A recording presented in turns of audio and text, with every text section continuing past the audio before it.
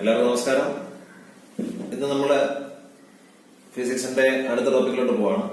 വേറൊന്നുമല്ല, കഴിഞ്ഞ ദിവസം പഠിപ്പിച്ചു നിർത്തിയത് ഡൈപോളിനെ നമ്മൾ യൂണിഫോം ഇലക്ട്രിക് ഫീൽഡിൽ കൊണ്ടുവച്ചാൽ എന്ത് സംഭവിക്കും എന്ന് മനസ്സിലാക്കിയിരുന്നു. അത് നമ്മൾ ലാസ്റ്റ് പറയുകയുണ്ടായി.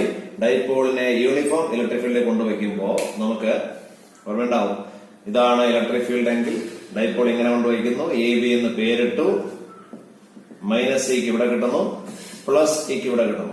ഇതായിരുന്നു ഇലക്ട്രിക് ഫീൽഡ്. അങ്ങനെ നമുക്ക് ഒരു ഡൈപോളിന്റെ രണ്ട് വശങ്ങളിൽ ഒരു ഫോഴ്സ് താഴേക്ക് കിട്ടുമ്പോൾ ഒരു ഫോഴ്സ് മേലോട്ട് കിട്ടും. ഇവ രണ്ടും ഈക്വൽ ഫോഴ്സസ് ആയിരുന്നു. അതുകൊണ്ട് ഡൈപോൾ അവിടെ ഇരുന്ന് കറങ്ങും എന്ന് നമ്മൾ പറഞ്ഞിരുന്നു. ഈ കറങ്ങുന്ന എഫക്ട് നമ്മൾ എന്ത് പറഞ്ഞു? ടോർക്ക് എന്ന് പറഞ്ഞു. ഓക്കെ. എന്നാൽ ഇപ്പൊ പറയാൻ പോകുന്ന ഡൈപോൾ പ്ലേസ് ചെയ്യുന്നത് നോൺ യൂണിഫോം ഫീൽഡാണ്. എന്താ നോൺ യൂണിഫോം ഫീൽഡ്? ഇവിടത്തെ ഇലക്ട്രിക് ഫീൽഡ് ഇന്റൻസിറ്റി ആയിരിക്കത്തില്ല ഇവിടെ ഉള്ളത്. അങ്ങനെ രണ്ട് ഇലക്ട്രിക് ഫീൽഡ് ഇന്റൻസിറ്റികളും വാല്യൂ വ്യത്യസ്തമാണെങ്കിൽ ഇവിടെ കിട്ടുന്ന ഫോഴ്സിന്റെ വാല്യൂ അല്ല ഇവിടെ കിട്ടുന്നത് എന്ന് പറഞ്ഞാൽ മനസ്സിലാക്കുക. ഇതാ ഈ പെന്നാണ് നമ്മുടെ ഡൈപോൾ എന്ന് വിചാരിക്കുക. ഇവിടെ നമുക്ക് ഒരു 10 കൂളംബ് ഫോഴ്സ്, 10 ന്യൂട്ടൺ ഫോഴ്സ് കിട്ടുന്നു എന്ന് വിചാരിക്കാം. ഇവിടെ കിട്ടുന്നത് 10 ആയിരിക്കോ? ഇല്ല. യൂണിഫോം ഫീൽഡ് ആയിരുന്നെങ്കിൽ ഇവിടെ 10 ഇങ്ങോട്ട് കിട്ടിയാൽ ഇവിടെയും 10 ഇങ്ങോട്ട് കിട്ടും. ഇത് നോൺ യൂണിഫോം ആവുന്നത് കൊണ്ട് ഇവിടെ 10 കിട്ടുന്നുണ്ടെങ്കിൽ ഇവിടെ ചിലപ്പോ 10നേക്കാൾ കൂടുതലോ കുറവോ ആയിരിക്കാം. ശരി. അപ്പൊ ഇവിടെ കിട്ടുന്ന ഫോഴ്സ് 10 എന്ന് ഞാൻ എടുക്കുന്നു, ഇവിടെ എടുക്കുന്നത് 8 എന്ന് വിചാരിച്ചോ. അപ്പൊ സ്വാഭാവികമായിട്ട് രണ്ടും തുല്യമായ ഫോഴ്സ് ആണെങ്കിൽ ഇവിടെ ഇരുന്ന് ഇങ്ങനെ കറങ്ങും. പക്ഷെ ഈക്വൽ അല്ലാണ്ടാവുമ്പോഴോ ഇത് കറങ്ങാൻ ശ്രമിക്കും. അതോടൊപ്പം എന്തും കൂടെ സംഭവിക്കും? ഇത് കറങ്ങാൻ ശ്രമിക്കും, മീൻ റൊട്ടേഷന് ശ്രമിക്കും. അതോടൊപ്പം എന്ത് സംഭവിക്കും? ഒരു ട്രാൻസ്ലേഷന് വിധേയമാകും. എന്ന് പറഞ്ഞാൽ when an electric dipole is placed in a non-uniform electric field, it will experience both rotation and translation. അപ്പോ യൂണിഫോം ഇലക്ട്രിക് ഫീൽഡ് വെച്ച് കഴിഞ്ഞാൽ റൊട്ടേഷൻ മാത്രം കിട്ടും. അത് കഴിഞ്ഞ ക്ലാസ്സിൽ പറഞ്ഞിരുന്നു. ഇപ്പോ നോൺ യൂണിഫോം ഫീൽഡ് വെക്കുമ്പോൾ കാര്യം എന്താ പറഞ്ഞേ? റൊട്ടേഷനോടൊപ്പം ട്രാൻസ്ലേഷനും കിട്ടും. മനസ്സിലായല്ലോ? അപ്പൊ ഇതാണ് നമുക്ക് ആദ്യം പറയാനുള്ളത്. ഇനി അടുത്ത് പഠിപ്പിക്കേണ്ടത് ഇലക്ട്രിക് ഫ്ലക്സിനെ കുറിച്ചാണ്. എന്താണ് ഇലക്ട്രിക് ഫ്ലക്സ് എന്ന് പറയുന്നത്? ഇലക്ട്രിക് ഫ്ലക്സ് എന്ന് പറഞ്ഞാല് നമുക്കറിയാം, ഒരു ചാർജ് ഉണ്ടെങ്കിൽ ചുറ്റും ഇഷ്ടംപോലെ ലൈൻസ് വരയ്ക്കാൻ കഴിയും. നമ്മൾ പഠിച്ചിരുന്നു. ഓക്കെ ആണല്ലോ? പോസിറ്റീവ് ചാർജ് ആണെങ്കിൽ ലൈൻസ് പുറത്തോട്ടായിരിക്കും. ഓക്കെ. ഇങ്ങനെ ഒരു ചാർജിന് ചുറ്റുമുള്ള ടോട്ടൽ ലൈൻസിന്റെ എണ്ണത്തെ നമ്മൾ പറയുന്ന പൊതുവായ പേരാണ് ഫ്ലക്സ് എന്ന് പറയും.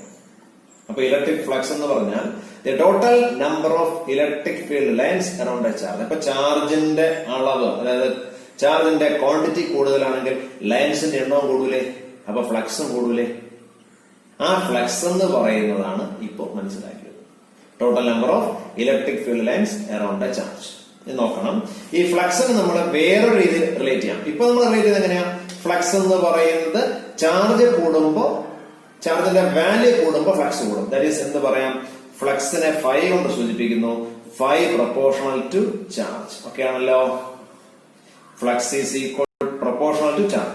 ചാർജിന്റെ വാല്യൂ കൂടിയാൽ ലൈൻസിന്റെ എണ്ണം കൂടും, അതുവഴി ഫ്ലക്സ് കൂടും. അപ്പൊ ഇത് ഒരു രീതി. ഫ്ലക്സിനെ നമ്മൾ ചാർജുമായി റിലേറ്റ് ചെയ്ത കാര്യം പറഞ്ഞു. ഇനി ഇതേ ഫ്ലക്സിനെ തന്നെ ഇലക്ട്രിക് ഫീൽഡുമായിട്ട് റിലേറ്റ് ചെയ്യാം. അത് ഇത്രയേ ഉള്ളൂ, വളരെ എളുപ്പമാണ്. ഞാനിപ്പോ ഇവിടെ ഒരു ചാർജില്ലേ പറഞ്ഞോളൂ. ഇത് ചാർജിന് ചുറ്റും ഫീൽഡ് എന്ന് പറയും, ലൈൻസ് എന്ന് പറയുമ്പോൾ ഈ വശത്തേക്ക് മാത്രമല്ല, മേലോട്ട് വരും, ഇങ്ങോട്ടും എല്ലാ വശത്തേക്കും എന്ത് വരും? ലൈൻസ് ഓഫ് ഫോഴ്സ് വരും. ഞാനിപ്പോ ഈ ഭാഗത്ത് ഒരു യൂണിറ്റ് ഏരിയ എടുക്കുകയാണ്, ഒരു ചെറിയ ഏരിയ എടുക്കുകയാണ്, ചെറിയ ഏരിയ. ആ ഏരിയയിലൂടെ നോർമലായിട്ട് വരുന്ന ലൈൻസിന്റെ എണ്ണം കണക്കാക്കിയാൽ ഒന്നും മനസ്സിലാക്കിയ ഫുട്ബോളിന്റെ ഷേപ്പ് ആലോചിച്ച് നോക്കിയേ. കുറെ സ്ലോട്ടുകൾ ചേർന്നല്ലേ ഫുട്ബോളിന്റെ ഷേപ്പ്? അപ്പൊ അതിൽ ഒരു സ്ലോട്ടിലൂടെ 10 ലൈൻസ് വരുന്നുണ്ടെന്ന് വിചാരിക്കാം. ഒരു സ്ലോട്ടിലൂടെ 10 ഇലക്ട്രിക് ഫീൽഡ് ലൈൻസ് വരുന്നുണ്ടെങ്കിൽ നമുക്ക് ഈ ഫുട്ബോളിന്റെ മുഴുവൻ സർഫസിലൂടെയും വരുന്ന ലൈൻസിന്റെ എണ്ണം കണ്ടുപിടിക്കാൻ എന്ത് ചെയ്താൽ മതി? മൊത്തം സർഫസ് ഏരിയ എടുത്താൽ പോരെ? ആ മുഴുവൻ ലൈൻസിന്റെ എണ്ണമല്ലേ ഫ്ലക്സ്? അപ്പൊ ഫ്ലക്സ് എന്ന് പറയുന്നത് ഏരിയയുമായി റിലേറ്റ് ചെയ്തിരിക്കുന്നു എന്ന് മനസ്സിലാക്കാമല്ലോ. ഇനി ഞാൻ ഒരു കാര്യം കൂടെ പറഞ്ഞു, ആ സ്ലോട്ടിലൂടെ നോർമലായിട്ട് പുറത്തോട്ട് വരുന്നത്. അപ്പൊ ആ ഏരിയ എന്ന് പറയുന്നതിന് ഡിറക്ഷൻ പറഞ്ഞു, നോർമൽ പുറത്തോട്ട്. Area is A vector. Simple ആയിട്ട് പറഞ്ഞാൽ ഒരു സ്ലോട്ടിന്റെ ഏരിയ ഞാൻ ds എന്ന് എടുക്കുന്നു, അവിടുത്തെ ഇലക്ട്രിക് ഫീൽഡ് E എന്ന് എടുക്കുന്നു എങ്കിൽ അവിടുത്തെ ആ സ്മാൾ ഏരിയ, ആ ചെറിയ സ്ലോട്ടിലുള്ള ഫ്ലക്സ് എന്ന് പറയുന്ന d5 എന്ന് സൂചിപ്പിക്കുക. എന്താണ് d5? Small flux. ഓക്കെ, മനസ്സിലാവുമല്ലോ. ഇലക്ട്രിക് ഫീൽഡ് ഇൻറ്റു ആ ഏരിയ, അതാണ് അവിടുത്തെ ഫ്ലക്സ്. ഓക്കെ, അപ്പൊ ഫുട്ബോളിന്റെ ഷേപ്പ് മനസ്സിലാലോചിച്ചിട്ട് വേണം ഈ ഇതിലോട്ട് മനസ്സിലാക്കാൻ, ഫ്ലക്സിനെ കുറിച്ച് മനസ്സിലാക്കാൻ. ഫ്ലക്സ് എന്ന് പറയുന്നത് നമുക്ക് ഇങ്ങനെ പറയാം, രണ്ട് രീതി പറയാം. ആദ്യം പറഞ്ഞിട്ടുണ്ടായിരുന്നു flux is proportional to charge. ചാർജിന്റെ അളവ് കൂടിയാൽ ഫ്ലക്സ് കൂടും. ഓക്കെ, ചാർജിന്റെ അളവ് കുറഞ്ഞാൽ ഫ്ലക്സ് കുറയും എന്ന് പറഞ്ഞാൽ, ഇവിടെ ഞാൻ വയ്ക്കുന്ന ചാർജിന്റെ മാഗ്നിറ്റ്യൂഡ് എന്ന് പറയുന്നത് വളരെ ചെറുതാണെങ്കിൽ ലൈൻസ് ഓഫ് ഫോഴ്സിന്റെ എണ്ണവും ചെറുതായിരിക്കും. ഇവിടെ വയ്ക്കുന്ന ചാർജിന്റെ വാല്യൂ മാഗ്നിറ്റ്യൂഡ് കൂടുതലാണെങ്കിൽ ലൈൻസ് ഓഫ് ഫോഴ്സിന്റെ എണ്ണവും കൂടും. ദാറ്റ് ഈസ് ഫ്ലക്സ് കൂടും. That is flux is proportional to charge. Okay, ഇനി അടുത്ത് പറഞ്ഞത് ഫുട്ബോളിന്റെ ഷേപ്പ് വെച്ചാൽ ഇലക്ട്രിക് ഫീൽഡും ഏരിയയും വെച്ചുകൊണ്ട് ഇതേ ഫ്ലക്സിനെ നമുക്ക് ഡിഫൈൻ ചെയ്യാം. ഇലക്ട്രിക് ഫീൽഡിന്റെയും ഏരിയയുടെയും ഡോട്ട് പ്രോഡക്റ്റ് ആണ് ഫ്ലക്സ് എന്ന് പറഞ്ഞാൽ മനസ്സിലാക്കുക. Electric field is A vector quantity, area is another vector quantity. ഇവ രണ്ടും വെക്ടേഴ്സ് ആണ്. ഈ രണ്ട് വെക്ടേഴ്സിന്റെ ഡോട്ട് പ്രോഡക്റ്റും എന്ത് തന്നെയാണ്? ഫ്ലക്സ് ആണ്. ഇതെങ്ങനെ മനസ്സിലാക്കാൻ ചോദിച്ചു കഴിഞ്ഞാൽ, ഒരു ഫുട്ബോളിന്റെ ഷേപ്പ് അസ്യൂം ചെയ്യാം. ആ ഫുട്ബോളിന്റെ സെന്ററിൽ ഒരു ചാർജ് ഉണ്ടെന്ന് വിചാരിക്കുക. ചാർജ് ഉണ്ട് എങ്കിൽ ഉറപ്പായിട്ടും ലൈൻസ് ഓഫ് ഫോഴ്സ് പുറത്തേക്ക് വരും, ശരിയല്ലേ? അങ്ങനെ ഫുട്ബോളിന്റെ ഒരു ചെറിയ സ്ലോട്ട് എടുക്കുക, ആ സ്ലോട്ടിലൂടെ വരുന്ന ലൈൻസിന്റെ എണ്ണം കണക്കാക്കുക. അങ്ങനെയാണെങ്കിൽ മുഴുവൻ ലൈൻസിന്റെ എണ്ണം കണ്ടുപിടിക്കാമല്ലോ. അതല്ലേ ഫ്ലക്സ്. ഇപ്പൊ ഞാൻ കണക്കാക്കിയിരിക്കുന്നത് ആ ചെറിയ സ്ലോട്ടിലുള്ള ds എന്ന് പറയുന്ന സ്മാൾ ഏരിയ ഉള്ള സ്ലോട്ടിലുള്ള ഇലക്ട്രിക് ഫ്ലക്സ് ആണ് കണക്കാക്കുന്നത്. d5 is equal to E dot ds. ഇത് സ്മാൾ അല്ലേ? മുഴുവൻ കണ്ടുപിടിക്കാൻ നിങ്ങൾ ഫസ്റ്റ് ഇയർ പഠിച്ചൊരു കാര്യമാണ് ഇന്റഗ്രേഷൻ മെത്തേഡ്. എന്താ പറയാ? Integration method. അപ്പൊ എന്ത് ചെയ്യും നമ്മളിപ്പോ ഇത് കണ്ടുപിടിക്കാൻ എന്താ ചെയ്യാം? ഇന്റഗ്രൽ d5 പറഞ്ഞാ പോരെ? ഓക്കെ, ഇന്റഗ്രൽ d5 പറയുമ്പോൾ നമ്മളൊരു കാര്യം മനസ്സിലാക്കണം. വേറെ ഇന്റഗ്രേറ്റ് ചെയ്യണ്ടേ? E dot ds. അപ്പോഴൊരു കാര്യം മനസ്സിലാക്കേണ്ടതുണ്ട്. ഫുട്ബോളിന്റെ ഷേപ്പ് ഒരു ക്ലോസ്ഡ് ആയിരുന്നു. ആ ക്ലോസ്ഡ് സർഫസ് എന്ന കാര്യം ഇവിടെയും പറയേണ്ടതുണ്ട്, ശരിയല്ലേ? അപ്പൊ അതുകൊണ്ട് ഇവിടത്തെ ഇന്റഗ്രേഷന്റെ പേരുണ്ട് ക്ലോസ്ഡ് ഇന്റഗ്രൽ എന്ന് പറയും. എന്ത് പറയും? Closed integral. എന്തിനെന്ന് മനസ്സിലായല്ലോ. സർഫസ് ഏരിയ എന്ന് പറയുന്നത് നമുക്ക് പൂർത്തിയാവണമെങ്കിൽ ഒരു ക്ലോസ് എന്ന് പറഞ്ഞാൽ പൂർണ്ണമായി അടഞ്ഞതായിരിക്കണം. ആ അടഞ്ഞതാണെങ്കിൽ മാത്രമേ നമുക്കിത് പറയാൻ പറ്റത്തുള്ളൂ. ഇതിനെ പറയുന്നവരാണ് surface integral of electric field over a closed surface എന്ന് പറഞ്ഞൂടെ. ഇതും എന്ത് തന്നെയാണ്? ഫ്ലക്സ് ഫൈ അല്ലേ? ഫൈ ഇസ് ഈക്വൽ ടു എന്ത് പറയാം? സർഫസ് ഇവിടെ എസ് എഴുതിയാൽ മതി. S E dot D S എന്ന് എഴുതിയാലും അല്ലെങ്കിൽ എന്ത് എഴുതണം? സർഫസ് ഇന്റഗ്രൽ ഒരു എന്ത് ഹോൾ കൊടുത്താൽ മതി. ഇ ഡോട്ട് ഇത് രണ്ടും എന്ത് തന്നെയാണ്? ഫ്ലക്സ്. അപ്പൊ ഫ്ലക്സ് നിങ്ങൾ രണ്ട് രീതി മനസ്സിലാക്കി. എന്തായിരുന്നു ഫ്ലക്സ് എന്ന് പറഞ്ഞാല്? Total number of electric field lines around a charge is called flux. ഒന്ന്. അപ്പൊ ഫ്ലക്സ് എന്ന് പറയുന്ന ചാർജ് ഡിപെൻഡ് ചെയ്യും. That is flux by proportional to q. അടുത്ത് പറഞ്ഞത് ഇതേ ഫ്ലക്സ് എന്ന് പറയുന്ന ഈ സംഭവത്തിന് നമുക്ക് ആരുമായിട്ട് റിലേറ്റ് ചെയ്യാം? ഏരിയയുമായിട്ടും ഫീൽഡുമായിട്ടും റിലേറ്റ് ചെയ്യാം. That is d5 is equal to E dot ds. Area വെക്ടറിന്റെയും ഫീൽഡ് വെക്ടറിന്റെയും ഡോട്ട് പ്രോഡക്റ്റ് ആണ് ഫ്ലക്സ്. അപ്പൊ ഫ്ലക്സ് എന്ന് പറയുന്ന ഡോട്ട് പ്രോഡക്റ്റ് അല്ലേ? അപ്പൊ ഫ്ലക്സ് സ്കാലർ ക്വാണ്ടിറ്റി അല്ലേ? രണ്ട് വെക്ടേഴ്സിന്റെ ഡോട്ട് പ്രോഡക്റ്റ് എന്ന് പറയുന്നത് എപ്പോഴും എന്തായിരിക്കും? ഒരു സ്കാലർ ആയിരിക്കും. അപ്പൊ d5 is equal to E dot ds. ഇത് സ്മാൾ ഏരിയയിലുള്ളത്. അങ്ങനെ മുഴുവൻ ഏരിയ കണ്ടുപിടിക്കാൻ ഞാൻ എന്ത് പറഞ്ഞു? ഇന്റഗ്രേറ്റ് ചെയ്യണം. ഇന്റഗ്രേറ്റ് ചെയ്യുമ്പോൾ ഒരു കാര്യം മനസ്സിലാക്കണം. എപ്പോഴും സർഫസ് എങ്ങനെ ആയിരിക്കണം? ഒരു ക്ലോസ്ഡ് ആയിരിക്കണം. ക്ലോസ്ഡ് സർഫസ് എന്ന് സൂചിപ്പിക്കാനാണ് ഞാൻ ഇവിടെ സർക്കിൾ കൊടുത്തിരിക്കുന്നത്. ക്ലോസ്ഡ് ഇന്റഗ്രൽ എന്നാ വായിക്കുക. എന്താ വായിക്കുക? Closed integral d5 means small flux. അതെന്തിനെ സൂചിപ്പിക്കും? ചെറിയ ഫ്ലക്സുകളെല്ലാം കൂടി കൂട്ടുക. അതുപോലെ ഫുട്ബോൾ എടുത്തിട്ട് ഒരു സ്ലോട്ടിലുള്ള ഫ്ലക്സ് കണക്കാക്കിയിട്ട് മുഴുവൻ സ്ലോട്ടുകളിലെയും ഫ്ലക്സ് കണക്കാക്കുന്നത് പോലെ. അപ്പോ surface integral E dot ds. That is phi is equal to സർഫസിന് E dot s എഴുതിയാലും മതി, അല്ലെങ്കിൽ ഈ സർക്കിൾ ഇട്ടാലും മതി. ഓക്കെ, ഇത് നമുക്ക് രണ്ട് രീതിയിലും ഫ്ലക്സ് കിട്ടിയില്ലേ? അപ്പൊ ഞാൻ ഇനി ഇത് രണ്ടും ചേർത്ത് ഇങ്ങനെ സൂചിപ്പിക്കുന്നു. ഇവിടെ നമുക്ക് ഒരു കാര്യം മിസ്സിംഗ് ആയി. ഇപ്പൊ മിസ്സിംഗ് അല്ല, ഒഴിവാക്കിയതാണ്. ഫൈ പ്രൊപ്പോർഷൻ ടു q എന്ന് ഞാൻ പറഞ്ഞു നിർത്തിയിരുന്നു. That is phi is equal to ഈ 1 by epsilon 0 q. എയറിലായതുകൊണ്ടാണ് എപ്സിലോൺ 0 കൊടുത്തത്. ഈ പ്രൊപ്പോർഷണാലിറ്റി ഈക്വാളിറ്റി ആക്കാം. അപ്പൊ ഇതും ഫ്ലക്സ് ഫൈ ആണ്, ഇതും ഫൈ ആണ്. ഇത് രണ്ടിന്റെയും ലെഫ്റ്റ് സൈഡ് ഈക്വൽ ആകുമ്പോൾ റൈറ്റ് സൈഡ് ഈക്വൽ ആക്കണ്ടേ? നമുക്ക് എഴുതാം. Surface integral E dot ds equal to 1 by epsilon 0 q. ഇവിടെ s കൂടെ കൊടുക്കണം. ഇതൊരു തിയറമാണ്. ഈ തിയറത്തിന്റെ പേരാണ് Gauss's theorem. Very very important theorem in the first chapter. എന്താ പറയാ? Gauss's theorem. GAUSS, Gauss's theorem. ഇതിനെ കുറിച്ച് റിലേറ്റ് ചെയ്തിരിക്കുന്നത് ഫ്ലക്സിനെയും ചാർജിനെയും. ലെഫ്റ്റ് സൈഡ് മൊത്തത്തിൽ പറയുന്നത് ഫ്ലക്സ് ആണ്, റൈറ്റ് സൈഡ് മൊത്തം ചാർജ്. ഫ്ലക്സിനെയും ചാർജിനെയും റിലേറ്റ് ചെയ്യുന്ന തിയറമാണ് എന്ത്? Gauss's theorem. ഒരു കാര്യം, ആ തിയറത്തിൽ തന്നെ ലെഫ്റ്റ് സൈഡ് പറയുന്നത് സർഫസ് ഇന്റഗ്രൽ എങ്ങനെയായിരിക്കണം? ക്ലോസ്ഡ് ആയിരിക്കണം. എന്താ മനസ്സിലാക്കേണ്ടത്? ക്ലോസ്ഡ് ആയിരിക്കണം, ക്ലോസ്ഡ് ആയിരിക്കണം സർഫസ് ഇന്റഗ്രൽ. അപ്പോ ഗോസസ് തിയറം അപ്ലൈ ചെയ്യണമെങ്കിൽ എന്ത് വേണം? സർഫസ് ക്ലോസ്ഡ് ആയിരിക്കണം എന്ന് ആദ്യം മനസ്സിലാക്കണം. സർഫസ് എന്തായിരിക്കണം? ക്ലോസ്ഡ് ആയിരിക്കണം. അപ്പൊ ഇന്ന് നമ്മൾ പറഞ്ഞു വന്നത്, ആദ്യം ഡൈപോളിന്റെ കാര്യം പറഞ്ഞു വെച്ചു. എന്താണ് ഡൈപോളിന്റെ കാര്യം? ഡൈപോളിനെ നമ്മൾ നോൺ യൂണിഫോം ഫീൽഡിൽ കൊണ്ടുവച്ചാൽ എന്ത് സംഭവിക്കും? എന്ത് സംഭവിക്കും? ഓർമ്മയുണ്ടോ? നോൺ യൂണിഫോം ഫീൽഡിൽ കൊണ്ടുവയ്ക്കുമ്പോൾ നമുക്ക് ഒരേ സമയം റൊട്ടേഷണൽ മോഷനും ട്രാൻസ്ലേഷൻ മോഷനും അനുഭവിക്കേണ്ടി വരും. അപ്പോൾ dipole experience both rotation and translation motion. അപ്പൊ അത് കഴിഞ്ഞു. അതിനുശേഷം പറയുന്നതായിരുന്നു ഫ്ലക്സ്. എന്തായിരുന്നു ഫ്ലക്സ് എന്ന് പറഞ്ഞാൽ? Total number of electric field lines around a charge ആണ് ഫ്ലക്സ്. ആ ഫ്ലക്സ് കണ്ടുപിടിക്കണമെങ്കിൽ ഫ്ലക്സ് എന്ന് പറയുന്നത് ആരെ ഡിപ്പെൻഡ് ചെയ്യുന്നു? ചാർജിനെ. അപ്പൊ എന്ത് പറയാം? Flux phi proportional to Q. Phi is equal to 1/ε0 Q. നിൽക്കട്ടെ, ഇതൊരു കാര്യം ഓർമ്മിച്ചോട്ടെ.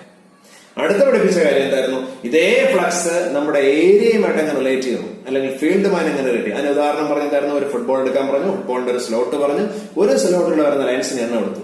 അങ്ങനെയാണെങ്കിൽ ആ സ്ലോട്ടിലെ ഫ്ലക്സ് എങ്ങനെ കണ്ടുപിടിച്ചു? d∅ = E.ds എന്ന് പറഞ്ഞ ഇലക്ട്രിക് ഫീൽഡിന്റെയും അവിടെയുള്ള ഇലക്ട്രിക് ഫീൽഡിന്റെയും ആ ഏരിയയുടെയും ഡോട്ട് പ്രൊഡക്റ്റുകളാണ് അവിടുത്തെ flux. d∅ = E.ds.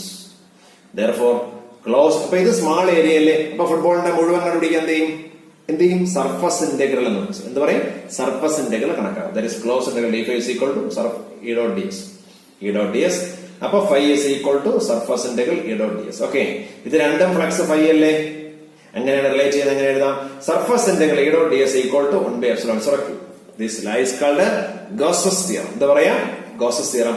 Gauss's theorem ആരെയൊക്കെ റിലേറ്റ് ചെയ്യുന്നു ചോദിച്ചാൽ ആരെയൊക്കെ റിലേറ്റ് ചെയ്യുന്നുണ്ട്? ഇലക്ട്രിക് ഫ്ലക്സിനെയും ചാർജിനെയും. ഓക്കെ, മനസ്സിലായി? ഇലക്ട്രിക് ഫ്ലക്സിനെയും ചാർജിനെയും റിലേറ്റ് ചെയ്യുന്ന തിയറമാണ് ഗോസസ് തിയറം. ഇങ്ങനെ വായിക്കാം: surface integral of electric field over a closed surface is equal to 1/ε0 times the charge enclosed by it. എന്ന് പറഞ്ഞാൽ ആ സർഫസിനകത്തുണ്ടാകുന്ന ചാർജ് ആണ്. അപ്പൊ ചാർജ് എപ്പോഴും എവിടെ ഉണ്ടാവണം? ഏത് സർഫസിലാണോ നമ്മൾ കണക്കാക്കാൻ ഉദ്ദേശിക്കുന്നത് ആ സർഫസിന് ഉള്ളിൽ ആരുണ്ടായിരിക്കണം? ചാർജ് ഉണ്ടായിരിക്കണം. അപ്പൊ ചാർജ് ഉള്ളിലുണ്ടെങ്കിലേ ഫ്ലക്സ് പുറത്ത് കിട്ടൂ. ഓക്കെ, ഗോസസ് തിയറം അപ്ലൈ ചെയ്യണമെങ്കിൽ എന്ത് വേണം? ഒരു ക്ലോസ്ഡ് ഗോസിയൻ സർഫസ് വേണം. എന്ത് വേണം? ഗോസിയൻ സർഫസ് എന്ന് പറയാം. ഗോസിയൻ സർഫസ് ഉണ്ടെങ്കിലേ നമുക്ക് എന്ത് ചെയ്യാൻ പറ്റുള്ളൂ? ഗോസസ് തിയറം അപ്ലൈ ചെയ്യാൻ പറ്റുള്ളൂ. ഓക്കെ, ഗോസ് തിയറം പഠിച്ചു. എന്ത് തന്നെ മനസ്സിലാക്കിയാലും ഒരു തിയറം പഠിച്ചാൽ അതിന്റെ ആപ്ലിക്കേഷൻ ഉണ്ടാവും അറിയാലോ. അപ്പൊ നമുക്ക് അടുത്ത് പഠിപ്പിക്കേണ്ടത് ആപ്ലിക്കേഷൻ ആണ്. അതിന് മുമ്പ് ഒരു ചെറിയ കാര്യം പറയാനുണ്ട്. ചെറിയ കാര്യം എന്ന് പറഞ്ഞാൽ വളരെ ചെറിയ കാര്യം. ചാർജ് ഡിസ്ട്രിബ്യൂഷനെ കുറിച്ചാണ്. ചാർജുകൾ നമുക്ക് എങ്ങനെ ഡിസ്ട്രിബ്യൂട്ട് ചെയ്യാം എന്ന് നോക്കാം. 3 തരം ചാർജ് ഡിസ്ട്രിബ്യൂഷൻ ആണ് പഠിക്കാനുള്ളത്. ഒന്ന് ലീനിയർ ചാർജ് ഡിസ്ട്രിബ്യൂഷൻ. ഒന്ന് ലീനിയർ എന്ന് പറഞ്ഞാൽ നമുക്കറിയാം, ഒരു നീളമുള്ള ഒരു വയർ, അതിലേക്ക് ചാർജ് കൊടുത്താൽ ചാർജ് ഇങ്ങനെ ലെങ്ത് വൈസ് അല്ലേ ഡിസ്ട്രിബ്യൂട്ട് ചെയ്യാം. ഇങ്ങനെ ലെങ്ത് വൈസ് ഡിസ്ട്രിബ്യൂട്ട് ചെയ്യാൻ പറയുന്നവരാണ് ലീനിയർ ചാർജ് ഡിസ്ട്രിബ്യൂഷൻ. ഒരു സർഫസ് എടുക്കുകയാണെങ്കിൽ ആ സർഫസിൽ, ഇവിടെ ഇപ്പൊ ഞാൻ ബോർഡാണ് സർഫസ് എങ്കിൽ അവിടെ എല്ലാം എന്ത് പറയാം? സർഫസിലൂടെ ചാർജ് ഡിസ്ട്രിബ്യൂട്ട് ചെയ്യാം. Therefore is called surface charge distribution. ഇനി നമ്മളിപ്പോ ഏണിയമ്പം കളിക്കുന്ന കട്ട അല്ലെങ്കിൽ ഒരു 3D ഷേപ്പുള്ള സംഭവം അതിന്റെ കൊടുക്കുകയാണെങ്കിൽ അതിന്റെ എല്ലാ വശങ്ങളിലും ചാർജ് ഡിസ്ട്രിബ്യൂട്ട് ചെയ്യില്ലേ? എക്സ് ആക്സിസ് ഉണ്ടാവും, വൈ ഉണ്ടാവും, ഇസഡ്. അപ്പൊ 3 കൂടെ ചേർന്നത് ഓളിയമായില്ലേ? അതിനെ പറഞ്ഞു വരുന്നതാണ് ഓളിയം ചാർജ് ഡിസ്ട്രിബ്യൂഷൻ. അപ്പൊ ഇവിടെ ക്യൂ ചാർജ് എൽ ലെങ്തിലുണ്ട്. ക്യൂ ചാർജ് എൽ ലെങ്തിലുണ്ടെങ്കിൽ യൂണിറ്റ് ലെങ്ത് എത്ര ചാർജ് ചെയ്യണം? എങ്ങനെ കണ്ടെത്തും? ക്യൂ ചാർജ് എൽ ലെങ്തിൽ. അപ്പൊ യൂണിറ്റ് ലെങ്ത് കണ്ടുപിടിക്കാൻ എന്ത് ചെയ്യണം? ഈ എൽ എന്ന് പറയുന്ന ലെങ്തിനെ ഇങ്ങോട്ട് ഡിവൈഡ് ചെയ്യണം. That is linear charge density. Lambda is equal to Q by L. Okay ആണല്ലോ? Linear charge density lambda is equal to Q by L. അടുത്തിവിടെ ക്യൂ ചാർജ് എ ഏരിയയിൽ ഡിസ്ട്രിബ്യൂട്ട് ചെയ്തിട്ടുണ്ട് എങ്കിൽ യൂണിറ്റ് ഏരിയ എത്ര കാണും? എ ഡിവൈഡ് ചെയ്യാം. Therefore is called surface charge density. Sigma is equal to Q by A. Okay, Q by A. അടുത്തത് volume. Q charge V വോളിയത്തിൽ distribute ചെയ്താൽ യൂണിറ്റ് വോളിയത്തിൽ എത്ര കാണും? Therefore rho is equal to Q by V is called volume charge density. അപ്പൊ 3 കാര്യങ്ങൾ പഠിച്ചു: linear charge density, surface charge density, volume charge density. എന്താ linear charge density? Charge per unit length. എന്താ surface charge density? Charge per unit area. എന്താ volume charge density? Charge per unit volume. മനസ്സിലാവുമല്ലോ? എന്നിട്ട് പറയുന്നു linear charge distribution, surface charge distribution, volume charge distribution. 3 തരം charge distribution ഉണ്ട്. 3 തരം ഏതൊക്കെയാണ്? Linear charge distribution, surface charge distribution, volume charge distribution. അപ്പൊ ആദ്യം മനസ്സിലാക്കേണ്ടത് ലീനിയർ ചാർജ് ഡെൻസിറ്റി എന്താണ്? Charge per unit length. അടുത്തത് സർഫസ് ചാർജ് ഡെൻസിറ്റി എന്താണ്? Charge per unit area. എന്താണ് volume charge distribution? Charge per unit volume. Okay, ഇത് മനസ്സിലായെങ്കിൽ അടുത്തതിലോട്ട് പോവാം. അടുത്ത് നമുക്ക് പഠിപ്പിക്കേണ്ടത് ഗോസസ് തിയറത്തിന്റെ പ്രൂഫ് പറഞ്ഞിട്ട് ആപ്ലിക്കേഷനോട്ട് പോകാം. പ്രൂഫ് വളരെ ലളിതമാണ്. ഞാൻ നേരത്തെ പഠിപ്പിച്ചത് തന്നെ പ്രൂഫ് ഉണ്ടായിരുന്നു, പിന്നെ ഒരു ഫിഗറൂടെ വരച്ച് വ്യക്തമാക്കി പറയുന്നതാണ്. പ്രൂഫ് പറയുമ്പോൾ അത് തിയറം ഓർമ്മിക്കണം. തിയറം എന്തായിരുന്നു theorem? Surface integral of electric field over a closed surface is equal to 1/ε0 times the charge enclosed. ഇതായിരുന്നു തിയറം. ഇതിലേക്ക് നമ്മൾ ചെയ്യുന്നത്രേ ഉള്ളൂ. ഒരു +q ചാർജ് ഞാനിപ്പോൾ എടുക്കുന്നു. ഈ ചാർജിൽ നിന്ന് r ഡിസ്റ്റൻസ് അകലത്തിൽ ഒരു പോയിന്റ് P എടുക്കുന്നു. നമുക്കറിയാം ഒരു ചാർജിൽ നിന്ന് നിശ്ചിത ഡിസ്റ്റൻസിൽ ഒരു പോയിന്റ് എടുത്തു കഴിഞ്ഞാൽ ആ പോയിന്റ് എന്ത് കിട്ടും? ഇലക്ട്രിക് ഫീൽഡ് ഉണ്ട്. അപ്പൊ ഗോസസ് തിയറം ഉപയോഗിച്ചാണ് കണ്ടുപിടിക്കാൻ ഉദ്ദേശിക്കുന്നതെങ്കിൽ നമുക്ക് ഇവിടെ ഒരു ക്ലോസ് സർഫസ് വരയ്ക്കണ്ടേ? ഞാനിപ്പോ ഒരു ക്ലോസ് സർഫസ് ഇവിടെ വരയ്ക്കാം.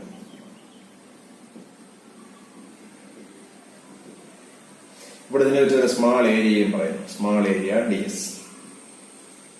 ഇലക്ട്രിക് ഫീൽഡും പുറത്തോടുന്നല്ലോ. അപ്പൊ നമുക്ക് നമ്മൾ പഠിപ്പിച്ച ആദ്യം ലെഫ്റ്റ് സൈഡ് എടുക്കാം. എന്താ ലെഫ്റ്റ് സൈഡ്? E.ds അല്ലേ? ഈ പ്രൂഫ് എങ്ങനെ കണ്ടുപിടിക്കുക? പ്രൂഫ് എന്ന് പറയുന്നത് എന്താണ്? LHS എടുത്തിട്ട് RHS തെളിയും, അതല്ലേ? അപ്പൊ നമുക്ക് ആദ്യം ഇലക്ട്രിക് ഫീൽഡ് ഇടാം. ഈ പോയിന്റ് ഇലക്ട്രിക് ഫീൽഡ് പറഞ്ഞ് E is equal to പറഞ്ഞോളൂ 1/4πε0 Q/r². ഓർമ്മയുണ്ടോ? ഇത് കഴിഞ്ഞ ഫസ്റ്റ് ക്ലാസ്സിൽ പഠിപ്പിച്ചാണ്. ഒരു ചാർജിൽ നിന്ന് നിശ്ചിത അകലത്തിലുള്ള പോയിന്റിലെ ഇലക്ട്രിക് ഫീൽഡ് എന്ന് പറയുന്നത് E is equal to 1/4πε0 Q/r². അപ്പൊ ഇവിടെ എന്ത് കിട്ടി? ഫീൽഡ് കിട്ടി. ഇനി വേണ്ടത് ഈ ഏരിയ രണ്ടും കൂടെ മൾട്ടിപ്പിൾ ചെയ്താൽ പോരെ? എന്നിട്ട് ഇന്റഗ്രേഷൻ. അപ്പൊ നമുക്ക് ഫ്ലക്സ് കണ്ടുപിടിക്കാനുള്ള ഫോർമുല എന്താ? Flux ϕ = LHS. ഇതും ഫ്ലക്സ് ആണ്, പറയും. ഇതും ഫ്ലക്സ് ആണ്, ഇതും ഫ്ലക്സ് ആണ്. അപ്പൊ ഇതെടുത്തിട്ട് ഇത് തെളിയിക്കണം. അപ്പൊ നമുക്ക് LHSലോട്ട് പോവാം. Surface integral E.ds. ശ്രദ്ധിക്കുക, ഈയുടെ വാല്യൂ എഴുതാണേ. 1/4πε0 Q/r². Okay, Q/r². അപ്പൊ Q/r² നമ്മൾ പഠിക്കുന്ന സ്മാൾ ഏരിയ ds എന്ന് പറഞ്ഞു അല്ലെ? അപ്പൊ Q/r² നോക്കാം. ഇനി ഇവിടെ ds കൂടെ കൊടുക്കാം. ശ്രദ്ധിക്കുമല്ലോ, ds കൊടുക്കാം. അപ്പൊ ഇവിടെ 1/4πε0 Q/r² കോൺസ്റ്റന്റ് ആണ്. അപ്പൊ ഇത്രയും വാല്യൂ പുറത്തെടുക്കാം. ഞാൻ ഇവിടെ പുറത്തെടുക്കുകയാണ്. 1/4πε0 Q/r². മിച്ചമുള്ളത് എന്ത് മാത്രമാണ്? ds. എന്താ ds എന്ന് പറഞ്ഞാല്? ഇതാണ് സ്മാൾ ഏരിയ. ഇവിടെ ഒരു കാര്യമുണ്ട്. സർഫസ് ഇന്റഗ്രൽ ds ആണ് എന്ന് പറഞ്ഞാൽ എന്താ അർത്ഥം? ഈ ds പോലുള്ള ചെറിയ ഏരിയകളെല്ലാം കൂടി കൂട്ടുക. അതാണ് സർഫസ് ഇന്റഗ്രൽ. നേരത്തെ പറഞ്ഞ കാര്യത്തിൽ ഫുട്ബോളിന്റെ ഒരു സ്ലോട്ടിന്റെ ഏരിയ എടുത്തിട്ട് മുഴുവൻ സ്ലോട്ടുകളുടെ ഏരിയ കൂട്ടിയെടുക്കുന്നത് തുല്യമല്ലേ സർഫസ് ഇന്റഗ്രൽ?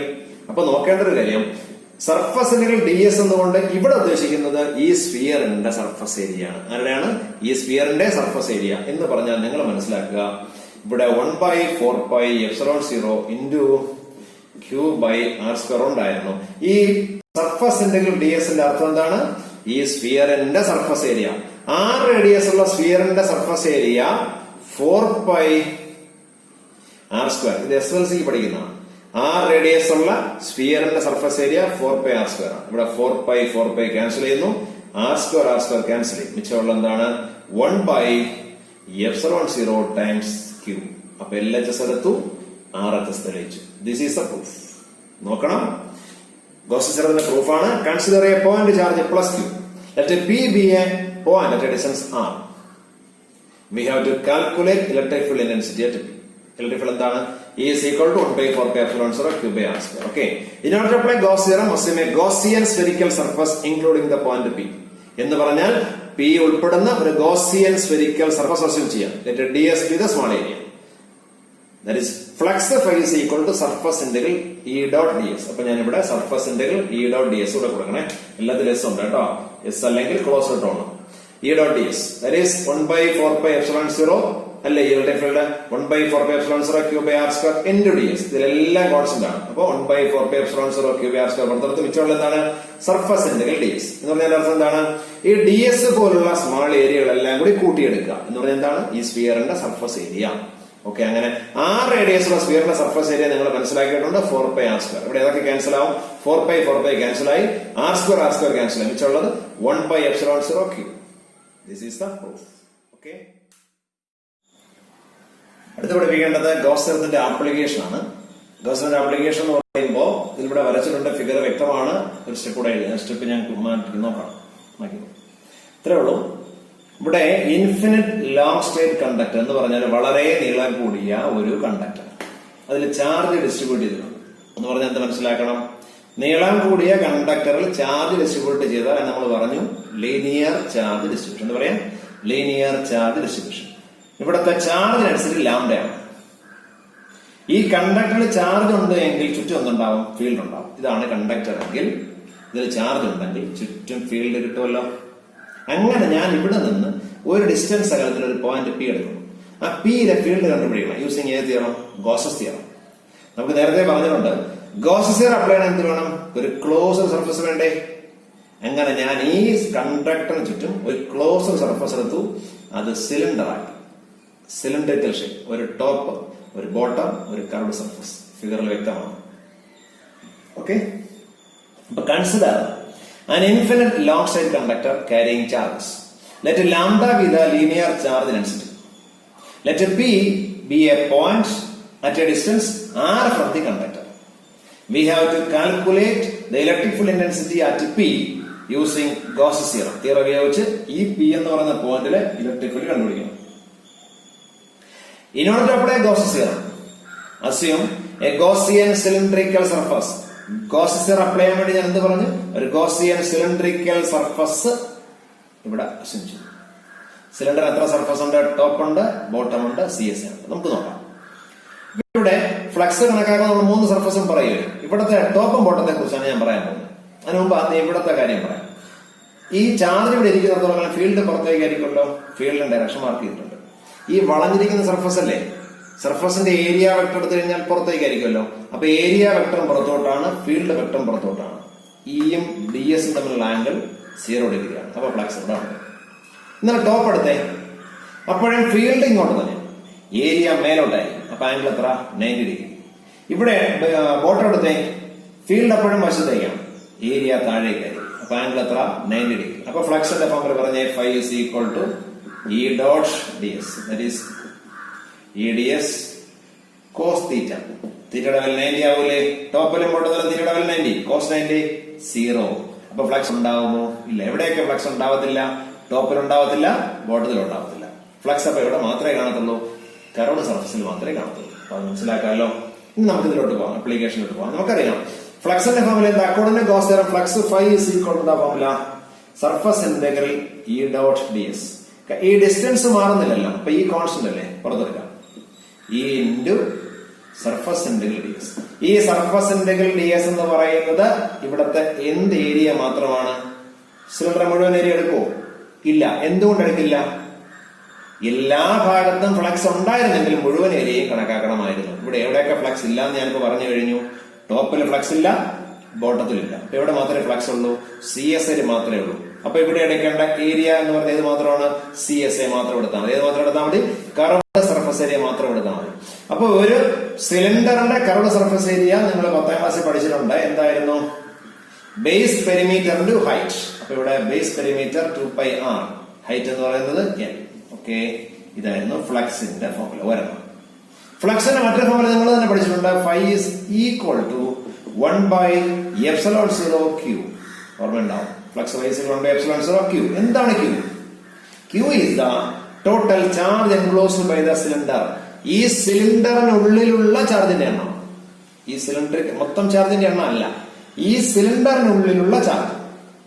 നമ്മൾ പറഞ്ഞ ഒരു കാര്യം ലാംഡയാണ്. എന്താ ലാംഡ? യൂണിറ്റ് ലെങ്തിൽ ലാംഡ ചാർജ് ഉണ്ട്. യൂണിറ്റ് ലെങ്തിൽ ലാംഡ ചാർജ്. അങ്ങനെയാണെങ്കിൽ L ലെങ്ത് എത്ര കാണും? L ലെങ്ത് അല്ലേ ഇവിടെ? ലെങ്ത് എത്ര കാണും? Lambda into L.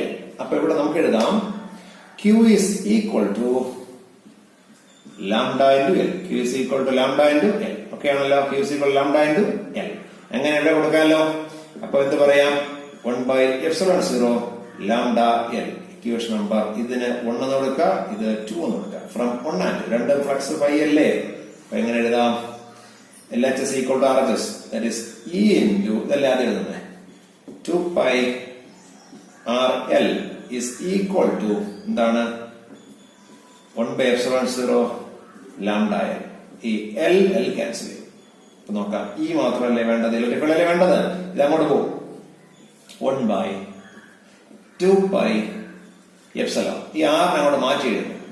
Lambda by R. നോക്കിയേ, E is equal to 1/2πε0 lambda by R. നമ്മൾ പഠിച്ചു വെച്ചേക്കണം എന്തായിരുന്നു? 2 ആണോ 4 ആണോ? അപ്പൊ ഞാനിവിടെ 4 ആക്കാൻ കൊടുക്കുകയാണ്. 1/4πε0. ഈ 2 4 ആക്കിയപ്പോ ബാലൻസ് ആവാൻ മുകളിൽ 2 കൊടുത്താൽ മതി. 2 ലാംഡ ബൈ ആർ. ഇതുവരെ എഴുതിയാലും മതി. അപ്പൊ ഇലക്ട്രിക്കിന്റെ വാല്യൂ എന്താണ്? 1/4πε0 2 lambda by R. Lambda. Okay, 2 lambda by R. ഇതാണ് ഗോസ്സ് തിയറത്തിന്റെ ഒന്നാമത്തെ ആപ്ലിക്കേഷൻ എന്ന് പറയുന്ന infinite long straight conductor carrying charges. നോക്കാം, ഒന്നുകൂടെ പറയാം. Consider an infinite long straight conductor carrying charges. Let lambda be the linear charge density. Consider a point P at a distance r from the conductor. In order to apply Gauss's theorem, assume a Gaussian cylindrical surface. For a cylinder, 3 surface on top, bottom and curved surface. In top and bottom, എന്താ പ്രത്യേകത? ടോപ്പിലും ബോട്ടത്തിലും എന്താ? The angle between field vector and area vector is 90 degree. Therefore, no flux is present on top and bottom. Flux is present only on the curved surface. Flux in the formula എന്താണ്? Flux in the formula എന്താ? Phi is equal to surface integral E dot ds. E എന്ന് പറയുന്നത് constant. എന്തുകൊണ്ട് constant എന്ന് ഉറപ്പിച്ചു? EQ distant അല്ലേ? എല്ലാം തുല്യാവർത്തനല്ലേ? അപ്പൊ ഇക്ക് മാറ്റം വരില്ലല്ലോ. ഈ പറഞ്ഞു സർഫസ് ഇന്റഗ്രൽ ds. എന്താ surface integral ds? Surface integral ds പറഞ്ഞാൽ ഫ്ലക്സ് ഉള്ള സർഫസിന്റെ ഏരിയ എടുത്താൽ മതി, അല്ല മുഴുവൻ ഏരിയ എടുക്കേണ്ട കാര്യമില്ല. എവിടെയൊക്കെ എടുക്കണ്ട? ടോപ്പും ബോട്ടം കണക്കാ. ഏത് മാത്രം എടുത്താൽ മതി? CS മാത്രം എടുത്താൽ മതി. That is E into 2πRL. അപ്പൊ ഫൈയുടെ ഒരു ആൻസർ കിട്ടി. E into 2πRL. ഫൈയുടെ മറ്റൊരു ഫോർമുല എന്താ? നിങ്ങൾ പഠിച്ചതല്ലേ? Phi is equal to 1/ε0 Q. എന്താണ് Q? ചാർജ്. ഇവിടുത്തെ മുഴുവൻ ചാർജ് ചോദിച്ചില്ല, ഇവിടെ ചാർജ് മാത്രം മതി. ഈ എല്ലാം ഈ സിലിണ്ടർ ഉൾക്കൊള്ളുന്ന ചാർജ് മതി.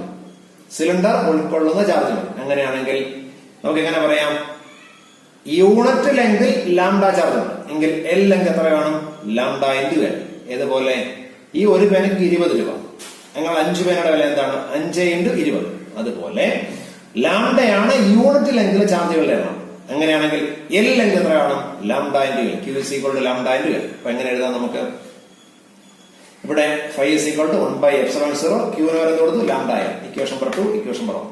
ഈ 1 ഡി നോക്കിയിട്ട് LHS ഈക്വൽ ആണ് RH. അപ്പൊ നമുക്ക് ഈക്വൽ ചെയ്യാം. അപ്പൊ E into 2πRL കണ്ടല്ലോ. E into 2πRL equal to 1/ε0 lambda L. L cancel ചെയ്യും.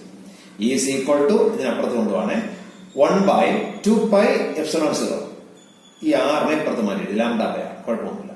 1/4π ആണ് നമ്മൾ പഠിച്ചുള്ളത്. നമ്മൾ 4π ആക്കാൻ ശ്രമിക്കുന്നു. 1/4πε0 2 ലാംഡ ബൈ ആർ. ഇതാണ് electric field intensity due to an infinite long straight conductor.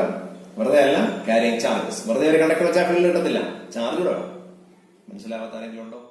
Okay, നോക്കാം. അടുത്ത ആപ്ലിക്കേഷൻ ആണ്. അടുത്ത ആപ്ലിക്കേഷൻ കുറച്ച് എളുപ്പമുള്ളതാണ്. അതായത് infinite plane sheet of charge carrying charge. Infinite plane sheet എന്ന് പറയുമ്പോൾ വളരെ വലിപ്പമുള്ള ഒരു ഷീറ്റ്.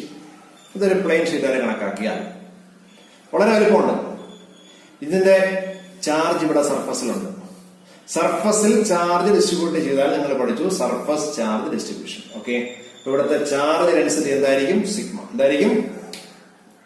സിഗ്മ. പിന്നെ ഇവിടെ ഇപ്പൊ ഞാൻ ചാർജ് കൊടുത്തിട്ടുണ്ട്. ഇപ്പൊ എന്റെ രണ്ട് വശങ്ങളിൽ ചാർജ് ഉണ്ടാവുമല്ലോ. ഓക്കെ, അങ്ങനെയാണെങ്കിൽ ഇവിടെ നിന്ന് ഞാൻ ഒരു 10 സെന്റിമീറ്റർ അകലത്തിൽ ഒരു പോയിന്റ് ഇവിടെ പറയുന്നു. ഇത്ര അകലത്തിൽ ഒരു പോയിന്റ് പറയുന്നു എന്ന് വിചാരിക്കും. ഇവിടെ എന്തായാലും ഫീൽഡ് കാണുമല്ലോ, ഉറപ്പല്ലേ? അങ്ങനെയാണെങ്കിൽ ഇതുപോലെ മറുവശത്തും 10 സെന്റിമീറ്റർ അകലത്തിൽ അതേ ഫീൽഡ് കാണത്തില്ലേ? ഉറപ്പായിട്ടുണ്ടാവും. അപ്പോ ഈ ഇൻഫിനിറ്റ് പ്ലെയിൻ ഷീറ്റ് കാരണം ഉണ്ടാകുന്ന ഇലക്ട്രിക് ഫീൽഡ് കണ്ടെത്തിയാണ് നമ്മുടെ ജോലി. അതിവിടെ പോയിന്റ് പി തന്നെ എഴുതി. പി എന്ന പോയിന്റ്, ആ പി എന്ന പോയിന്റിൽ കണ്ടുപിടിക്കുക. അതിലേക്ക് ഞാനിപ്പോ പറയുന്നു. നോക്കാം. Consider an infinite plane sheet of charge. Okay, let sigma be the surface charge density. Let P be a point at distance X from the sheet. ഈ ഷീറ്റിന് എക്സ് അകലത്തിലുള്ള പോയിന്റ് നമുക്കറിയാം. പോയിന്റ് എവിടെയാണ്? ആ പോയിന്റ് വിട്ട് ഞാൻ ഇങ്ങനെ ഈ ചെറിയ ഏരിയ എടുക്കുന്നു. ശ്രദ്ധിച്ച് കാണുക. ഇത് ഇങ്ങനെ ശ്രദ്ധിച്ച് ചെറിയൊരു ഏരിയ, ഒരു നാണയത്തിന്റെ വലുപ്പത്തിലുള്ള ഏരിയ എടുക്കുന്നു. ആ പീക്ക് ചുറ്റും അതിനെ ബേസ് ആക്കി വെച്ചുകൊണ്ട് നമുക്ക് ഇതിനകത്തൂടെ ഒരു പൈപ്പ് കടത്തി വിട്ടാൽ ആ പൈപ്പ് ഇപ്പുറത്തുമല്ലോ. ഓക്കെ, അതെന്ത് ഷേപ്പാണ്? സിലിണ്ടറിക്കൽ. PVC പൈപ്പിലെ കടത്തിവിടുന്ന പോലെ ഷേപ്പ് അല്ലേ? അപ്പോ ഇവിടെയും സിലിണ്ടർ ആണ്. ഇവിടുത്തെ ഗോസിയൻ സർഫസ് എന്ത് തന്നെയാണ്? സിലിണ്ടറിക്കൽ സർഫസ് ആണ്, ആണല്ലോ. എങ്ങനെയുണ്ട്? ഇപ്പൊ ഇവിടുത്തെ സിലിണ്ടറിക്കൽ സർഫസിന് നേരത്തെ പറഞ്ഞ പോലെ 3 സർഫസ് ഇവിടെയും ബാധകമാണ്. ഇവിടെ ഒരു ബേസ് ഉണ്ട്, ഇവിടെ ഒരു ബേസ് ഉണ്ട്, ഇവിടെ ഒരു CS ഉണ്ട്. ഓക്കെയാണ്, ശ്രദ്ധിച്ച് കാണുക. ഇതാണ് പ്ലെയിൻ ഷീറ്റ്. ഇതിലൂടെ നമുക്ക് ഇങ്ങോട്ട് ഫീൽഡ് ഉണ്ട്, ഇങ്ങോട്ട് ഫീൽഡ് ഉണ്ട്. ഇവിടെ ഒരു പോയിന്റിലെ ഫീൽഡിനെ കണ്ടെത്തേണ്ടത്. നമ്മൾ എന്താ ചെയ്തത്? ഈ പോയിന്റ് എടുത്തു, പോയിന്റിന് ചുറ്റും ഒരു സ്മാൾ ഏരിയ എടുത്തു, ഒരു നാണയത്തിന്റെ വലുപ്പത്തിൽ ഒരു സ്മാൾ ഏരിയ എടുത്തു. അതിനെ ബേസ് ആക്കി വെച്ചുകൊണ്ട് ഇതിനകത്തൂടെ ഒരു PVC പൈപ്പ് കടത്തിവിടുന്ന അവസ്ഥ ആലോചിച്ച് നോക്കിയേ. അപ്പൊ ഇതുപോലെ ഇരിക്കും. അപ്പൊ സിലിണ്ടറിക്കൽ ഷേപ്പ് ആയില്ലേ? എന്തിനാ ഇപ്പുറം കൂടെ പരിഗണിച്ചത്? ഇവിടുന്ന് 10 സെന്റിമീറ്റർ അകലത്തിൽ ഇവിടെ കിട്ടുന്ന അതേ ഫീൽഡ് തന്നെ ആയിരിക്കും മറുവശത്ത് 10 സെന്റിമീറ്ററിൽ കിട്ടുന്നത്. അപ്പൊ നമ്മൾ എടുക്കുമ്പോൾ രണ്ടും ഒരുമിച്ച് എടുക്കും. അപ്പൊ ഒരു സിലിണ്ടറിക്കൽ ഷേപ്പ് എടുക്കാൻ എളുപ്പമാണല്ലോ. ഈ സിലിണ്ടറിനെ സംബന്ധിച്ച് 2 ബേസ് ഉണ്ട്. ഇവിടെ ഒരു ബേസ് ഉണ്ട്, ഇപ്പുറം ഒരു ബേസ് ഉണ്ട്. അതാണ് DS-ഉം ഞാൻ മാർക്ക് ചെയ്തിട്ടുണ്ട്. ഇനി കർവ്ഡ് സർഫസ് ഏരിയ എന്ന് പറയുന്നത് ഇങ്ങനെ വളഞ്ഞിരിക്കുന്ന ഈ കർവ്ഡ് സർഫസ് ഏരിയയുടെ ഏരിയ വെക്ടർ എപ്പോഴും പുറത്തോട്ടായിരിക്കും, ആണല്ലോ. അപ്പൊ ഇവിടെ ചാർജ് ഇവിടെ ഡിസ്ട്രിബ്യൂട്ട് ചെയ്തിരിക്കുന്നത്. ഇവിടെ ഇലക്ട്രിക് ഫീൽഡ് അങ്ങോട്ടോ, ഇലക്ട്രിക് ഫീൽഡ് ഇങ്ങോട്ട്, ഇലക്ട്രിക് ഫീൽഡ് വശങ്ങളിലേക്കും ഏരിയ വെക്ടർ മേലോട്ട് വരും. അപ്പൊ ഇവിടെ ആംഗിൾ എത്രയാ? 90 ഡിഗ്രി. ആരൊക്കെ തമ്മിലുള്ള ആംഗിളാണ്? ഫീൽഡ് വെക്ടറും ഏരിയ വെക്ടറും തമ്മിലുള്ള ആംഗിൾ ഇവിടെ 90 ഡിഗ്രി. ഇവിടെ എന്ന് പറയുമ്പോൾ ഈ കർവ്ഡ് സർഫസ് ഏരിയയിൽ 90 ഡിഗ്രി. അപ്പൊ ഫ്ലക്സ് ഇവിടെ ഇല്ല. ഫ്ലക്സ് എവിടെ മാത്രമേ കാണത്തുള്ളൂ? 2 ബേസിലും കാണും. ഇവിടത്തെ ബേസിൽ ഇങ്ങോട്ടും കാണും, ഇവിടത്തെ ബേസിൽ ഇങ്ങോട്ടും കിട്ടും. അപ്പൊ ഈ ഫ്ലക്സ്, ഇവിടത്തെ ഫ്ലക്സിന്റെ വാല്യൂ എന്താ? ഇവിടത്തെ ഫ്ലക്സിന്റെ വാല്യൂ d∅ എന്ന് പറയുന്നത് E ഡോട്ട് ds മാത്രം. ഇതിവിടെ മാത്രം. ഇവിടെ ആകുമ്പോഴോ അത് വീണ്ടും EDS. അപ്പൊ എന്താ? Total flux φ is equal to പറഞ്ഞു കഴിഞ്ഞാൽ EDS പ്ലസ് 2EDS. ഓക്കെ, ഫൈയുടെ ഒരു ആൻസർ കിട്ടി. ഫൈയുടെ മറ്റൊരു വാല്യൂ എന്താ? 1/ε0Q. Q അല്ലേ? എന്താണ് Q? ചാർജ്. എങ്ങനെ കണ്ടുപിടിക്കും? നമുക്കറിയാം ഈ സർഫസ് ഏരിയ, ഈ ഷീറ്റിലെ യൂണിറ്റ് ഏരിയയിലുള്ള ചാർജുകളുടെ എണ്ണമാണ് സിഗ്മ. എങ്കിൽ ഇവിടെ ഏരിയ എത്രയാണ്? DS ഏരിയയിലുള്ളൂ. ആ DS ഏരിയയിലൂടെയുള്ള ചാർജ് അല്ലേ ഇവിടുത്തെ ഫീൽഡിന് ഇൻഫ്ലുവൻസ് ചെയ്യുള്ളൂ? ഈ ഏരിയ, ഇതിന്റെ ഏരിയ മാത്രമല്ലേ? ആണല്ലോ. അപ്പൊ ഈ ഏരിയയിലുള്ള ചാർജ് കണ്ടുപിടിച്ച പോലെ അതാ ഈ ഷീറ്റിലെ മുഴുവൻ ചാർജിന്റെ ആവശ്യമുണ്ടോ? ഇല്ല. ശ്രദ്ധിച്ചു കാണുക. ഞാൻ ചോദിച്ചത്രേ ഉള്ളൂ. ഇവിടെ ഇങ്ങനെയാണ് നമ്മൾ എന്ത് പറഞ്ഞത്? Gaussian cylindrical surface. ഈ ഫിഗറിൽ വ്യക്തമാണ്. ഈ പൈപ്പ് അല്ലെങ്കിൽ ഈ നമ്മുടെ സിലിണ്ടർ കടന്നു പോകുന്ന ഏരിയയിലുള്ള ചാർജിന് മാത്രമേ നമ്മൾ ഈ പറഞ്ഞ പോയിന്റിലെ ഫീൽഡിന് സ്വാധീനമുള്ളൂ എന്ന് പറഞ്ഞാൽ ഇതിന്റെ ഈ ബേസ് ഏരിയ എടുത്താൽ മതി. അപ്പൊ നമ്മൾ പറയുന്നു യൂണിറ്റ് ഏരിയയിൽ സിഗ്മ ചാർജ് ഉണ്ടെങ്കിൽ ഇവിടുത്തെ DS ഏരിയയിൽ എത്ര ചാർജ് ഉണ്ടാവും? അപ്പൊ Q എങ്ങനെ എഴുതാം? Sigma into DS. ഇത് വ്യക്തമായി മനസ്സിലാക്കണം. ഒന്നുകൂടെ പറയുന്നത് ശ്രദ്ധിക്കുക. ഈ ഷീറ്റില് മുഴുവനായിട്ട് ചാർജ് ഉണ്ടെങ്കിലും ആ ചാർജുകളൊന്നും തന്നെ ഇവിടെയുള്ള പോയിന്റിലെ ഫീൽഡിനെ സ്വാധീനിക്കുന്നില്ല. ആ പോയിന്റിലെ ഫീൽഡിനെ സ്വാധീനിക്കുന്നത് ആ ഏരിയയിലുള്ള ചാർജ് മാത്രം. ആ ഏരിയ മീൻസ് എന്താണ്? DS എന്ന് പറയുന്ന സ്മാൾ ഏരിയയാണ്. നമുക്കറിയാം യൂണിറ്റ് ഏരിയയിൽ സിഗ്മ ചാർജ് ഉണ്ടെങ്കിൽ DS ഏരിയ എത്ര ചാർജ് കാണും? Sigma into DS. അപ്പൊ ഇവിടെ φ എങ്ങനെ മാറ്റി എഴുതാം? φ is equal to 1/ε0 sigma DS. ഇത് ഇക്വേഷൻ നമ്പർ 1, ഇക്വേഷൻ നമ്പർ 2. രണ്ടും φ ആണ്, ശ്രദ്ധിക്കുക. അപ്പൊ നമുക്ക് എങ്ങനെ എഴുതാം? 2EDS equal to 1/ε0 sigma DS. DS cancel ചെയ്യും. അപ്പൊ എന്താ വരുന്നത്? E is equal to 2 എന്ന് വരട്ടെ. E is equal എന്താ? Sigma by 2ε0. സിഗ്മ ബൈ 2ε0 എന്ന് പറഞ്ഞാൽ ഒരു ഇൻഫിനിറ്റ് പ്ലെയിൻ ഷീറ്റിന്റെ വശങ്ങളിൽ കിട്ടുന്ന ഇലക്ട്രിക് ഫീൽഡിന്റെ വാല്യൂ എന്ന് പറയുന്നത് സിഗ്മ ബൈ 2ε0 ആയിരിക്കും. ഓക്കെ, ഇന്നിപ്പോ 2 ഡെറിവേഷനാണ് പഠിപ്പിച്ചത്, 2 അല്ല 3 ഡെറിവേഷൻ. ഏതൊക്കെയായിരുന്നു? ഗോസസ് തിയറത്തിന്റെ പ്രൂഫ്, 2 ആപ്ലിക്കേഷൻ. ഈ 3 കാര്യങ്ങളും കൃത്യമായി എഴുതി പഠിക്കണം. നോട്ട് ഇന്ന് വാട്സപ്പിൽ ഗ്രൂപ്പ് ഇടുന്നതാണ്. അപ്പൊ എല്ലാവരും ശ്രദ്ധിച്ച് കാണുക, മനസ്സിലാക്കുക. സംശയം ഉണ്ടെങ്കിൽ ഉറപ്പായിട്ടും മെസ്സേജ് ഇടുക, അല്ലെങ്കിൽ പേഴ്സണലായിട്ട് മെസ്സേജ്, ഗ്രൂപ്പിൽ മെസ്സേജ് ഇട്ടാൽ അതൊക്കെ നമുക്ക് ചർച്ച ചെയ്യാൻ എല്ലാവർക്കും മനസ്സിലാക്കാനും പറ്റും. അപ്പോ എല്ലാവരും വളരെ ശ്രദ്ധയോടെ ഇത് നോക്കുക. ഇനി ഇതിൽ 2 ആപ്ലിക്കേഷനുടെ ബാക്കിയുണ്ട്. ഇന്നത്തേക്ക്